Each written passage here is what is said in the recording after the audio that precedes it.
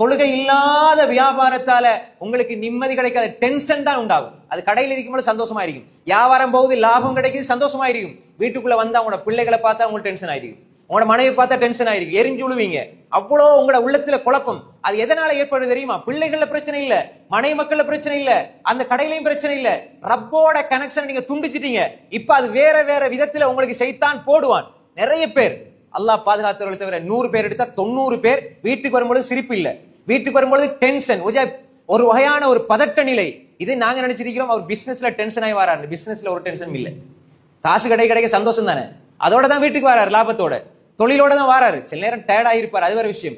ஆனா வீட்டுக்கு வரும்பொழுது அன்பான மனைவி அன்பான குழந்தைகள் எதிரிகளை போல தெரியுது. காரணம் என்ன?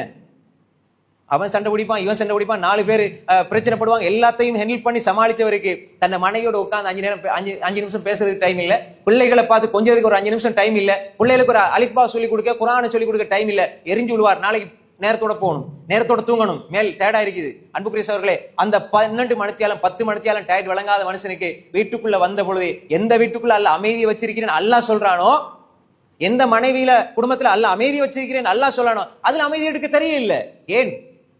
அதுதான் ஷைத்தான் ஏற்படுத்துகிற குழப்பம். நாங்க நினைச்சிட்டு இருப்போம் அது என்னக்குள்ள ஏற்படுற பிரச்சனை. குடும்பம் நினைச்சிட்டு இருப்பாங்க மாப்பிள்ள கணவர் பாப்பாக்கு ஏதோ பிரச்சனை இல்ல.